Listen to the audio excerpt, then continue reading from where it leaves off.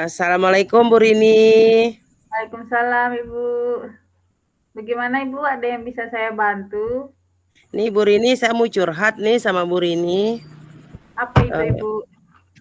tentang siswa saya nih Bu Rini di sekolah saya itu. Dia itu sering datang terlambat. Sudah saya eh, kasih berbagai macam cara ya supaya dia itu tidak terlambat, tapi masih aja dia terlambat. Tuh mohon solusinya Bu Rini, gimana saya seharusnya menghadapi anak yang terlambat ini? Oke, sebelumnya mungkin saya ingin bertanya kepada Ibu. Sebenarnya pertemuan ini dari pertemuan ini apa yang Ibu harapkan gitu? Tujuan akhir dari pembicaraan kita itu apa? Saya itu mengharapkan Bu ya, gimana solusinya supaya anak saya yang sering terlambat ini sudah tidak terlambat lagi dan dia itu sering apa namanya itu senang datang ke sekolah, itu aja yang saya ingin minta solusinya Bu Rini. Oke, eh, baik, baik. Itu tujuan akhir kita nih Bu. Kemudian hanya berapa orang Ibu, berapa anak yang selalu datang terlambat? Cuma satu orang Bu Rini, kadang itu kalau saya tanya itu kenapa terlambat? Oh saya lambat bangun Bu, oh saya lambat ini, pokoknya macam-macam cara. Dia satu orang aja, tapi saya kewalahan hadapinya itu sering aja terlambat. Sudah Banyak alasan pembelajaran dimulai baru dia datang lagi. banyak alasannya gitu ya, Bu, ya? Banyak alasan, kesepakatan kelas sudah saya kasih tahu dia bagaimana kesepakatan kelasnya, konsekuensi. Masa tiap hari saya kasih konsekuensi, dia kan ndak enak Bu Rinia, kasihan juga kan. Iya. Terus kalau dari Ibu misalnya dari solusi yang kira-kira dari Ibu itu kira-kira apa gitu? Solusi dalam menghadapi anak ini selain konsekuensi apa kira-kira Ibu? Kemarin itu sudah saya Bu Rinia, saya bilang sama dia, hari ini kamu telat, berarti pembelajaran di hari ini kamu ngikutnya saya ndak ngulang gitu ya, karena kan sudah lewat pembelajaran yang Iya, dia ke temannya masuk, pembelajaran iya, teman dia baru datang, pembelajaran sudah dimulai sudah setengah ini dia datang, tapi saya tidak mengulang, tidak mengulang lagi pembelajaran yang sudah saya jelaskan. Itu saya bilang itu ada resiko dia, saya bilang begitu sama dia. Tapi dia iya. ndak kapok-kapok itu di buku catatannya itu Bu Rini, tidak, aduh di mana yang nggak ada catatannya, adanya cuman apa aja yang dia tulis itu apa-apa mau-maunya dia pokoknya Bu Rini.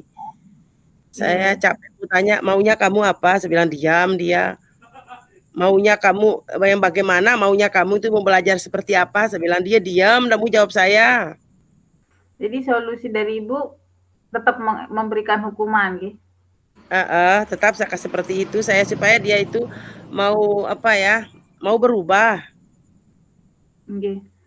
Eee, Ibu kalau misalnya yang segitiga restitusi pernah dilakukan, Ibu? Pernah saya lakukan segitiga restitusi, sudah saya lakukan segitiga restitusi itu, selalu jawabannya dia itu, apa namanya, "Telat bangun Bu, terus kapan kamu mau berubah?" "Besok Bu," tapi besoknya ngulang lagi. Jadi Capek saya ini. Aduh, iya, coba dia itu anaknya itu juga agak telat juga anaknya itu, mungkin dia itu berpikir, "Ih, saya itu beda mungkin sama teman-teman saya ya, baik saya pergi sekolah itu Senin Kamis aja atau telat-telat aja," mungkin pikirnya dia ya, karena oke, dia mungkin anggap dirinya berbeda dari yang lain. oke.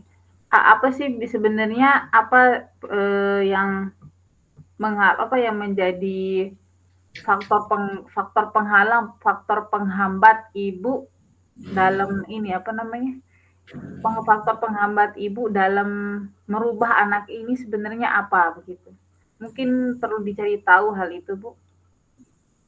Kira-kira Oh, menurut Ibu apa gitu faktor yang menghambat Ibu dalam eh, merubah anak ini? Tujuan Ibu kan seperti itu ya, dapat agar anak ini berubah untuk tidak telat lagi datang ke sekolah, mhm, kemudian mematuhi aturan sekolah, seperti itu, atau iya. menaati kesepakatan kelas yang sudah dibuat.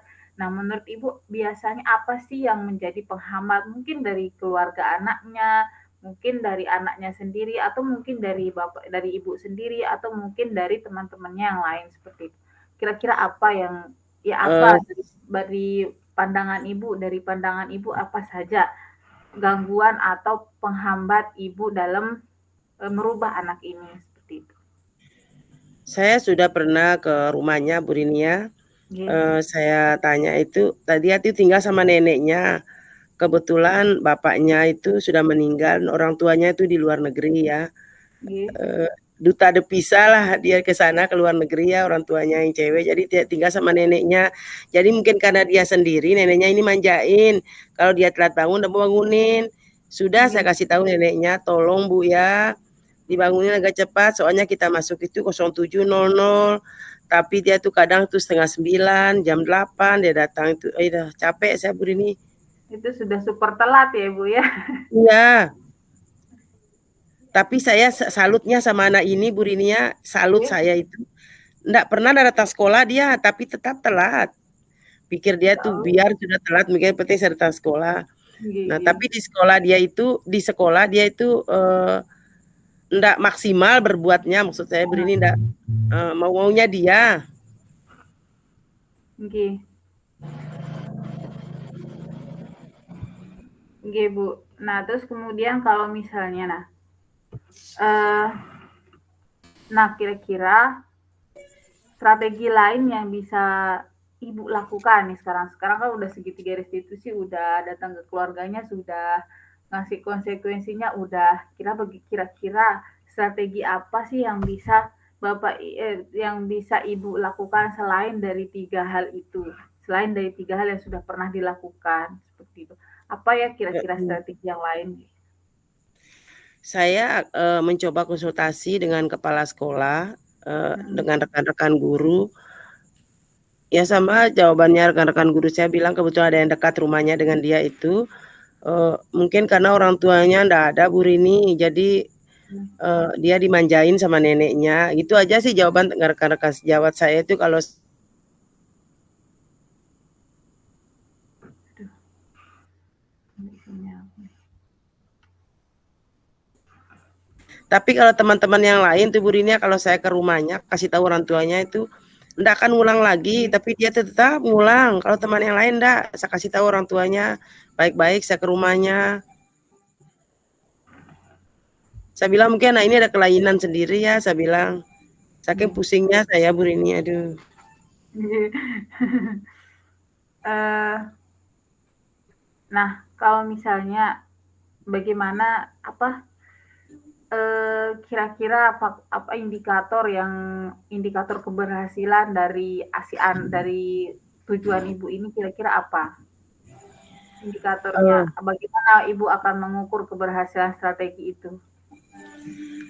saya ingin anak ini tuh, gimana supaya dia itu, rajin ke sekolah, mau ke sekolah itu. Pokoknya dia itu ada rasa ingin ke sekolah itu yang saya ingin ingin tuh, nggak Nggih terlambat lagi maksud saya itu, gimana supaya dia nggak terlambat lagi. nggih, oke. Ya Padahal sebenarnya sudah Bu sih saya kasih anu itu Bu Rini, mhm, anak-anak saya bilang tuh saya pancing dia Bu Rini ya, nggih, "Anak-anak, siapa yang rajin datang ke sekolah, pagi-pagi itu terus mungut sampah, saya kasih, geprek," saya bilang, ayam geprek itu Bu Rini ya.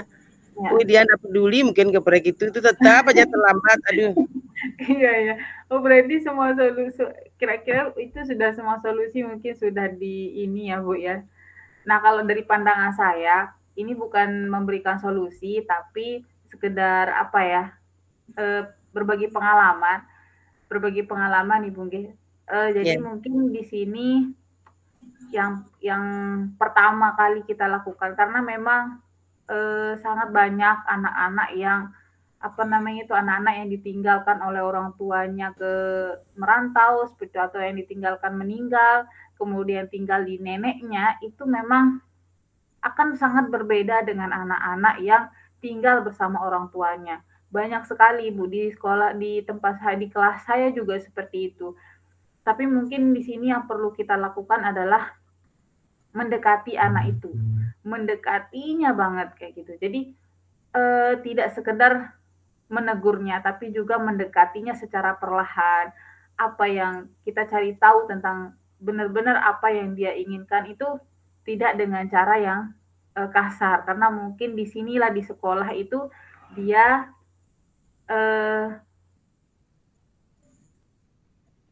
dia perlu dia membutuhkan kasih sayang seperti itu. Dia membutuhkan kasih sayang dari ibu, dari sekolahnya, dari guru-guru yang ada di sekolahnya.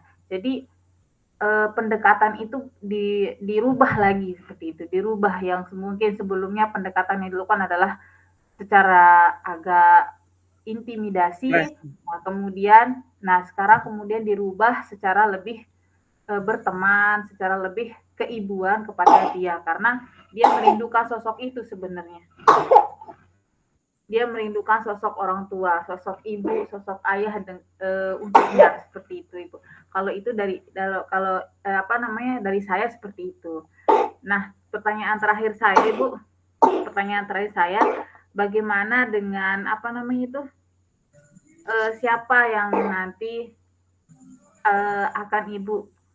akan ibu libatkan dalam merubah anak ini, dalam mencapai tujuan ibu tersebut? Siapa-siapa saja?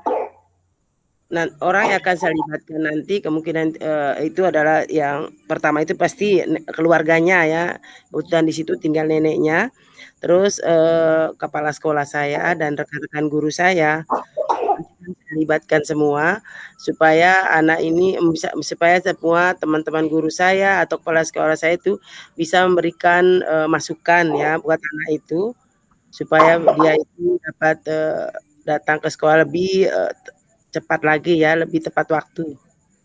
Mungkin itu untuk anunya Bu Rini, orang yang saya libatkan. Saya sedikit tadi menarik mengutip sedikit tadi perkataan dari ceritanya Ibu. Ya. Ada guru yang dekat rumahnya dengan anak ini, begitu ya Bu ya? Nah, ya. Ibu bisa minta tolong pada pada guru itu untuk senantiasa membersamai anak ini, senantiasa dalam artian misalnya saat berangkat sekolah dia datang ke rumahnya, mungkin ayo nak, membujuknya dan lain sebagainya seperti itu. Jadi kerjasamanya itu lebih dengan guru yang dekat rumahnya dengan dia. Kemudian mungkin dari keluarganya adalah mencari sosok keluarga yang lain selain neneknya, mungkin karena neneknya mungkin biasanya udah renta ya Bu ya, jadi agak susah diajak komunikasi. Tapi kalau misalnya ada om, tante, atau kakak, atau saudaranya yang lain, itu bisa diajak komunikasi. Itu saja mungkin dari saya, Ibu. Semoga apa yang kita bicarakan hari ini dapat memberikan kita dapat bermanfaat untuk kita sebagai guru yang senantiasa terus mempelajari tentang anak-anak kita. Itu saja, Ibu. Terima kasih Bu Rini. Sama-sama Bu. Assalamualaikum warahmatullahi wabarakatuh. Waalaikumsalam warahmatullahi wabarakatuh.